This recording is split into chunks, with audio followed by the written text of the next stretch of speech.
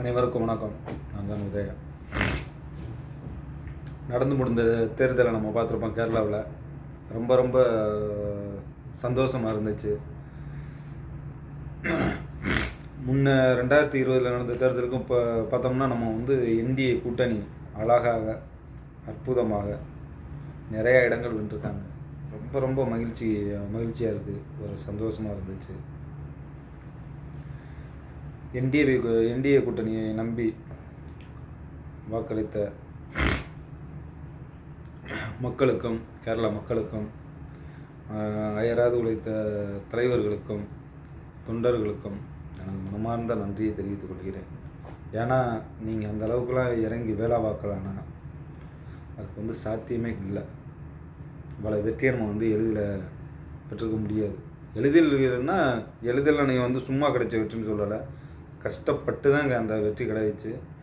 ஏன்னா ஒவ்வொரு இடங்கள்லையும் எல்லா இடத்துலையுமே இறங்கி வேலை கண்டு தான் நமக்கு இவ்வளோ வெற்றி கிடைச்சது. ரொம்ப சந்தோஷம். ஏன்னா ஒவ்வொரு ஓட்டும் வாங்குறதே இந்த காலத்தில் பெரிய விஷயமா இருக்குது. அப்படி இருக்கையில் நம்ம பல இடங்களில் நம்ம கைப்பற்றி நம்ம வந்திருக்கோம்னா 2020 தேர்தலை விட இப்போ எல்லாமே ஒரு அற்புதமானது தான். ரொம்ப ரொம்ப சந்தோஷம். முக்கால்வாசி பார்த்தோம்னா போன தடவை இந்த கேரளாவில் சுனாமி இது பண்ணலாம். நம்ம பிஜேபி கூட்டணி இல்லாத இடங்கள்லையும் நம்ம தோற்ற இடங்கள்லையும் நம்ம மக்கள் போய் எல்லாருமே அங்கே நல்லா பார்த்தாங்க. ரொம்ப ரொம்ப சந்தோஷமாக இருந்தது. அதனால நம்ம நல்லபடியாக மக்கள்லாம் பிஜேபி கூட்டணி நல்லபடியாக வாக்களிச்சிருக்காங்க. பாஜக கூட்டணிக்கு ரொம்ப ரொம்ப சந்தோஷம். கேரளா மாநகராட்சி தொகுதியை நிறைய இடத்துல ஜெயிக்க வச்சுருக்காங்க. முன்னாடி திருவனந்தபுரத்தில் ஒரு மொத்த வார்டு 100 வார்டு. அதில் 50 வார்டு நம்ம ஜெயிச்சிருக்கோம். கிட்டத்தட்ட பாதிக்கு நம்ம எடுத்திருக்கோம். 2020 34 தான் வார்டு நம்ம ஜெயிச்சிருந்தது. இப்போ இந்த தடவை பாஜக கூட்டணிக்கு 16 வார்டு அதிகமாக கிடச்சிருக்கு.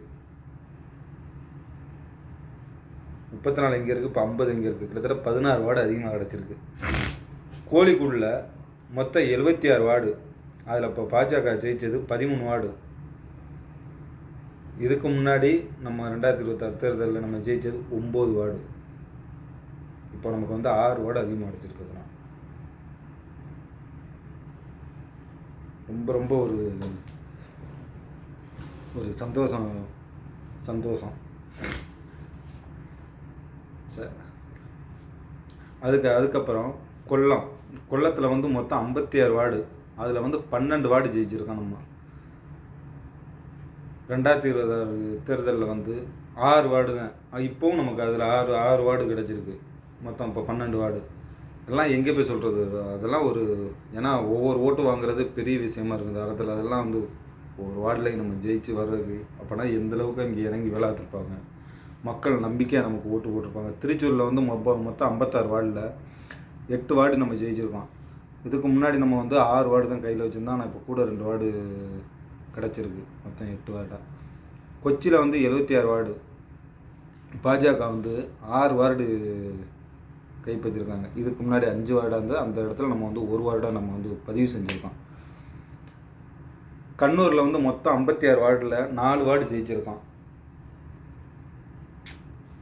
இதுக்கு முன்னாடி 2020 தேர்தலில் 3 வார்டு தான் கையில் வச்சுருந்தது. சாரி, தவறு 1 வார்டு தான் கையில் வச்சுருந்தோம். ஆனால் இந்த தடவை நமக்கு 3 வார்டு கிடச்சிருக்கு. மொத்தம் 4 வார்டு, 4 இடங்கள். எந்த அளவுக்கு நான் அது பண்ண அந்தளவுக்கு போய் மக்கள்லாம் உழைச்சிருக்கணும். மக்கள் நம்பி எந்தளவுக்கு ஓட்டு போட்டிருப்பாங்க என்டிஏ கூட்டணியை சார்ந்த கட்சிகளும். அப்போனா எந்தளவுக்கு பண்ணியிருப்பாங்க.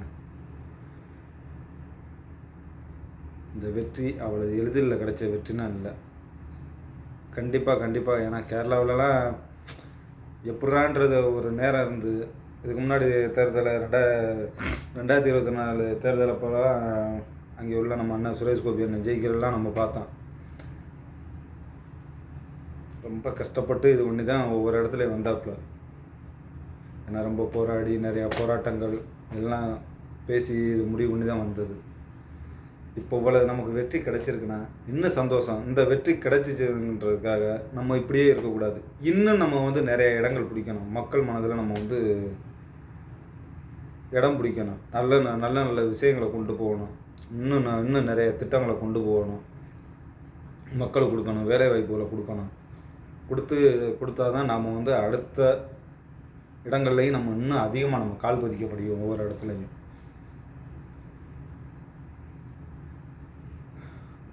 அதுவும் கூடிய விரைவில் அடுத்த தேர்தலில் இன்னும் 50 திருவனந்தபுரத்திலலாம் 100க்கு 100 இடங்கள் எடுக்கவும் கண்டிப்பாக நமக்கு வாய்ப்பு இருக்குது. நல்லா இன்னும் இறங்கி வேலை பார்க்கணும். நன்றி, வணக்கம்.